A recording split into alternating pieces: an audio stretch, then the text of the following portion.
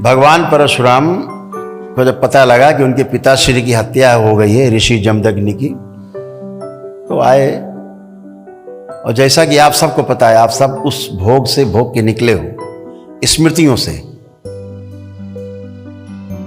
वो तो महान ऋषि थे, तपस्वी थे भगवान परशुराम। उनसे बड़ा ऋषि तपस्वी हम तो किसी को आज तक मानते ही नहीं, धरती पैदा ही नहीं हुआ। उन्होंने सारे पिंडदान और जो पिता के मृत्यु के बाद पुत्र कर सकता है वो उन्होंने सारे विधि विधान से सारे वैदिक कार्यक्रम सब किए।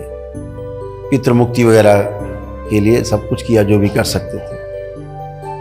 अब ये तो नहीं कहा जा सकता उनको ज्ञान नहीं था, पूरा ज्ञान था, कर दिया। लेकिन पितृ की जो स्मृतियां थीं वो नहीं गईं, वो चिपक गईं, वो बनी रहीं। इसके ऊपर बड़े बड़े सीरियल बने हैं रामायण के। रामानंद सागर ने भी बनाया है, इस पे सीरियल बनाया है। वो स्मृतियां चिपक गई, पिता की स्मृति, बदला लेने की स्मृति, मृत्यु के समय की। हम बोलते हैं ना कि पितृ की मृत्यु के समय की जो स्मृति है वो सबसे भारी होती है, बहुत मजबूत होती है। वो अगर रह गई तो फिर आपको वैसे ही नाचोगे जैसे स्मृति थी। तो जब जब वो स्मृति आगे आती थी बदला वाली उनके पिता की, तब तब वो सबको गाजर मूली की तरह काट के रख देते थे। उन्हें ही नहीं पता लगता था किसको काटा है। ऐसा 20 बार काटा है वो, धीरे धीरे। 21वीं बार जब फिर उठाया फरसा उन्होंने, वो स्मृति आगे आई तो भगवान परशुराम फिर बन गए ऋषि जमदग्नि। बेटा नीचे, पुत्र और पिता आगे, स्मृति, पितृ स्मृति। तो वो भाग के कुछ लोग जो है वंशी क्षत्रिय थे, वो जामवंत जी और हनुमान जी जहाँ पे इकट्ठा थे वहाँ पहुँचे। वो कहा हमें बचाओ, रक्षा करो, ये तो पता नहीं कहा है, सबको मारे काटे डाल रहे हैं, हम लोग कुछ किया भी नहीं, बचाओ। तो जामवंत जी ने हनुमान जी से कहा भाई बचाना तो धर्म बनता है, तुम हनुमान जी बचाओ सबको। बोले ठीक है महाराज। तो हनुमान जी चले और परशुराम जी के पास पहुंचे। भैया काहे काटने के लिए फरसा निकाल लिया, 20 बार काट चुके, अभी फुर्सत नहीं मिली, फिर 21वीं बार, ये कब तक चलेगा? बोले चलता ही रहेगा। तो बोले नहीं युद्ध होगा। तो बोले हट जाओ नहीं तुम भी मर जाओगे इसी में। अब हनुमान जी अपना रूप बदल के थे, झगड़ा हुआ, खूब लड़ाई चली, खूब युद्ध चला घमासान। भगवान परशुराम जी का हनुमान जी का युद्ध 5 दिन लगातार चलता रहा।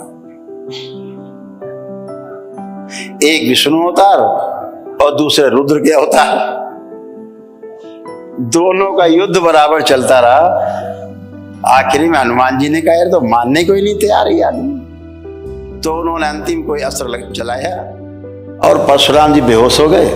तो उनको ले जाके पेड़ में बांध दिया और कहा जरा देखे तो क्या इसके अंदर है क्या, काहे काटे डाल रहे हैं भाई सबको। तो जब अंदर जाके हनुमान जी ने देखा तो देखा कि उनके पिता की स्मृति, पितृ स्मृति पड़ी थी, बदले की भावना की। जब वो आती थी स्मृति एक काटने लगते।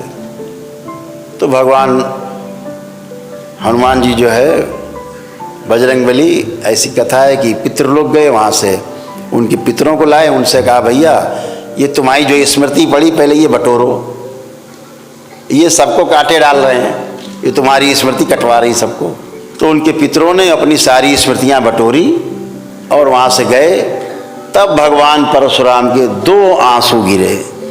अपने पिता की मृत्यु पर नहीं रोए थे, इसीलिए कहा जाता रोना जरूरी, स्मृतियां नष्ट हो जाएं। बच्चे को रुलाया जाता जब पैदा होता, क्यों रो जाए, जैसे दरबार में आपको रुलाया जाता है, आपको कहा जाता है ना अब आंसू गिरेंगे, तो आप जब संकल्प करते हो तो आंसू गिरते हैं आपके, खांसी आती, डकारें आती, हिचकी आती, तो ये सब स्मृतियां नष्ट होती हैं। तो ऐसे ही जब बच्चा पैदा होता है उसको रुलाने की कोशिश करते हैं, रो जाए, जो बची कुची स्मृति इसके पिछले जन्म की वो भी निकल जाए, इसलिए रुलाया जाता है उसे। तो ऐसे ही भगवान परशुराम के 2 आंसू गिरे स्मृति के, टपक के। तब वो स्मृति नष्ट हुई जो उनके पिता की स्मृति थी, बदला लेने की, हत्या की बदला लेने की। तब उनका बदला जो हत्या वाला कांड था 21वीं बार, तब उनका बंद हुआ। तो इससे क्या सिद्ध हुआ कि भगवान परशुराम ने कभी किसी की कोई हत्या नहीं की। और कोई ऋषि कभी किसी की कोई हत्या नहीं कर सकता, वो तो परम ऋषि थे।